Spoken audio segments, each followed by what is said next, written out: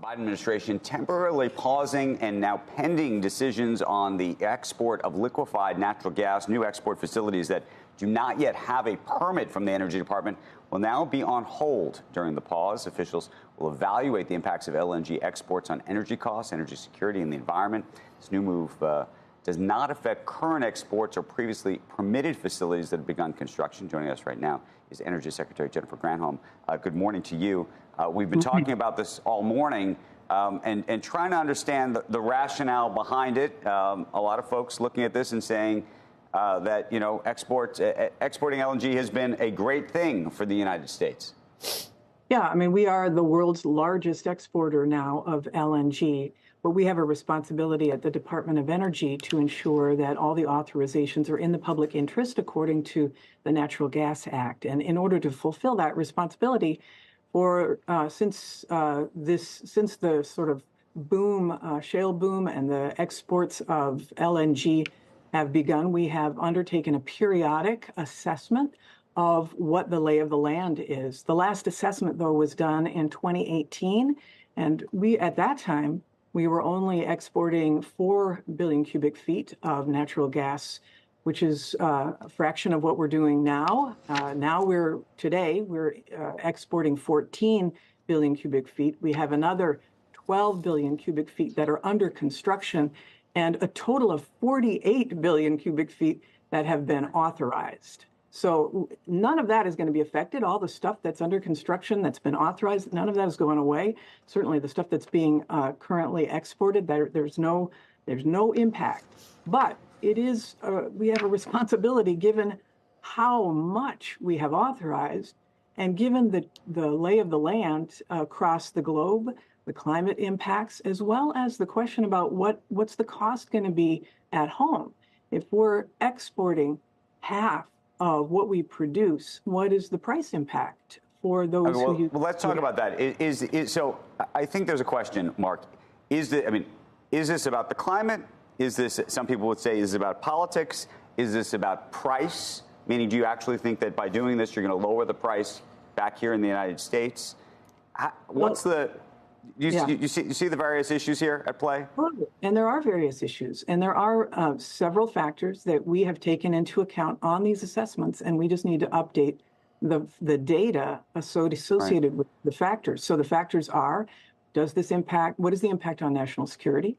What is the impact on foreign policy? What is the impact, in other words, our allies, and whether they're able to access the energy that they need? What is the impact on the price at home? What is the impact on the climate? And so we need But that can't be done without stopping, without pausing? I mean, I think that's the other question, because some people look at LNG specifically and they say, look, this is a cleaner form of energy. In fact, when it's exported, oftentimes it is replacing energy that might be produced by coal, which is a lot dirtier.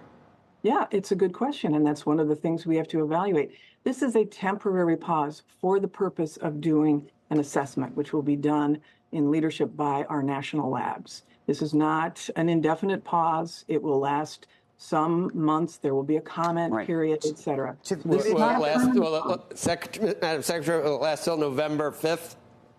That's what people are saying, Madam Secretary. You know that the young voters are the climate is front and center, and the cynics of this on the other side would say this is pure politicking, that President Biden needs young voters, and you can see the comments from the climate lobby. This is like, you know, they're celebrating and you know, toasting the Biden administration for this pause, and it looks you don't need, really, if you're cynical, you don't need to look beyond that. It's just politicking. I understand the cynics are going to say what the cynics are going to say, but we are following the law. And under the Natural Gas Act, the Department of Energy is required to assess what is in the public interest. Right. We need to update our assessments. And that's Secretary, I don't disagree with the idea of trying to reassess, you know, every couple of years where things are. I think there's a question mark really more about the can you walk and chew gum at the same time idea, which is to say, you know, what prevents the department from doing that assessment without a pause while the assessment is going on? Well, there are 13 projects in the queue between the Department of Energy and FERC, the Federal Energy Regulatory Commission.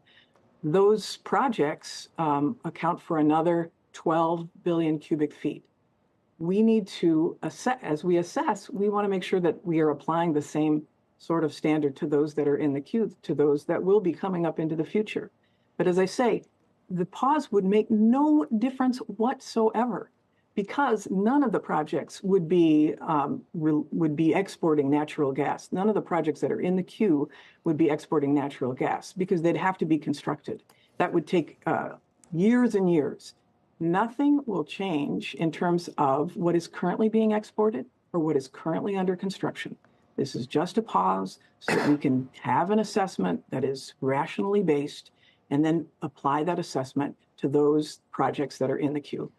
Secretary Granholm, will the Department of Defense be involved in this at all? I only ask because one of the reasons we've been so pleased about this exporting of LNG is that we are able to come to the rescue of some of our allies in Europe. You think of Germany and what happened with Russia, them cutting them off from their natural gas. This is a huge thing that we can supply our allies with that natural gas. Who else gets a say on this? Yeah, and we will continue to do that. And we have projects in the queue that are being constructed that will add to what we're already doing. National security is one of the considerations that we make in these assessments. So we will certainly consult with our folks at the State Department, at the Department of Defense. It's really important that we stay strong with our allies. We also have to take a look, consider this.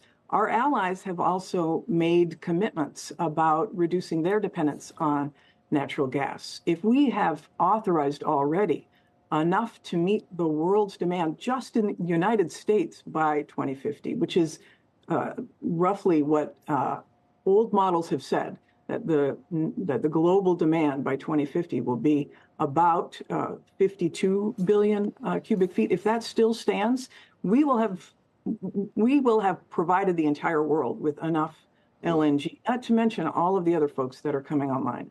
It is important for us to consider why all these countries are saying that they want to shift away from fossil fuels because, of course, of climate change. And so how do we evaluate what countries have put into place in terms of their own demand for natural gas? Is there going to be that level of demand for natural gas? We are also we learned a lot about how to curb methane emissions. We've learned a lot about how to stop leaks at the wellhead and leaks in transportation. And we're recruiting other countries to make sure that they commit to a global methane pledge of reducing. So we want to take that into account as well. So it's very important for us to be close with our allies and ensure that they have the energy security that they need, as well as we do.